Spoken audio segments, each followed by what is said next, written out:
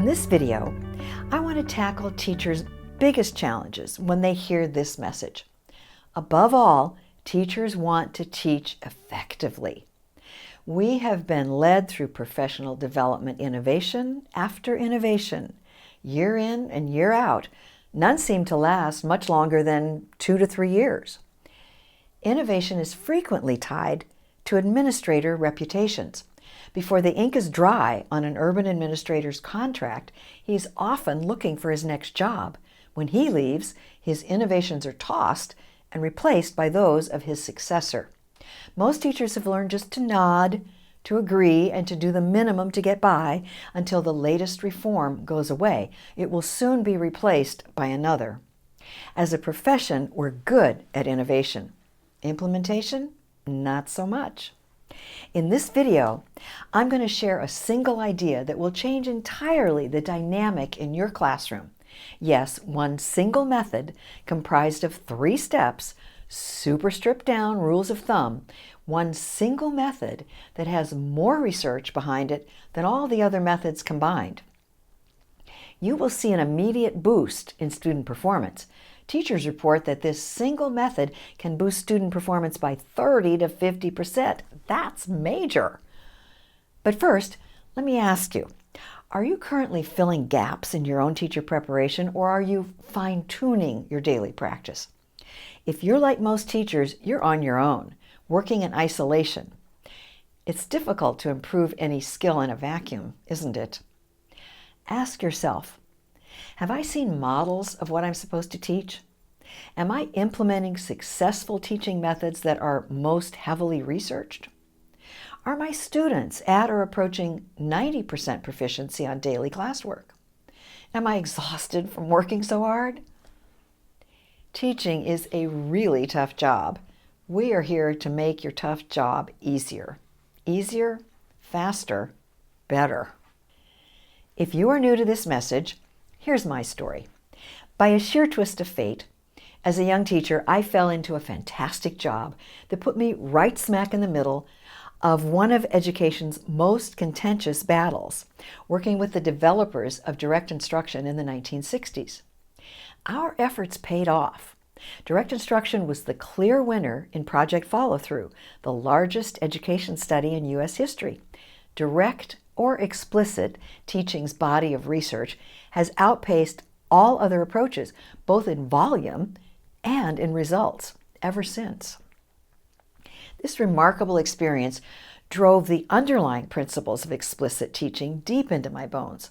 Since then, I've had the privilege to coach and teach pre-K to college, both nationally and internationally. I've continued to delve into what emerging evidence tells us what matters and what does not, and I've been applying and refining them ever since. There is a 50-plus year gap in education. Reformer Mike Schmoker says, we're on the verge of the greatest age in education if we would just do the things we already know work. Or this from another expert, Doug Reeves. There are no new ideas about effective instruction. We already know what to do, but effective instruction isn't going to make a difference unless 90% of the faculty are doing it. Knowing doing gaps, the difference between what we know and what we actually do, exists in every profession, even medicine. Let me tell you the story of Dr. Semmelweis, considered a pioneer of antiseptic procedures. His story is a cautionary tale, a tragic example of the knowing-doing gap. Ignaz Semmelweis was a Hungarian obstetrician working at the Vienna General Hospital in 1847 when he noticed the dramatically high incidence of death from childbed fever among women who delivered at the hospital with the help of doctors and medical students. In contrast, births attended by midwives were relatively safe. Investigating further, Semmelweis made the connection between childbed fever and examinations of delivering women by doctors who had usually come directly from performing autopsies. Semmelweis made doctors wash their hands before examining pregnant women, thereby reducing childbirth mortality from 18 to 2% at his hospital. Nonetheless, Semmelweis's hypothesis was largely ignored, rejected, or ridiculed. He was dismissed from his hospital and harassed by Vienna's medical community, which eventually forced him out of medical practice. Semmelweis was outraged by the indifference of the medical profession and began writing open and increasingly angry letters to prominent European obstetricians, at times denouncing them as irresponsible murderers. His contemporaries, including his wife, believed he was losing his mind. In 1865, he was committed to a mental asylum where Semmelweis soon died, likely after being severely beaten by guards. Semmelweis's practice only earned widespread acceptance years after his death. The Semmelweis reflex, or Semmelweis effect, is a metaphor for the reflex-like tendency to reject new evidence or new knowledge because it contradicts established norms, beliefs, or paradigms.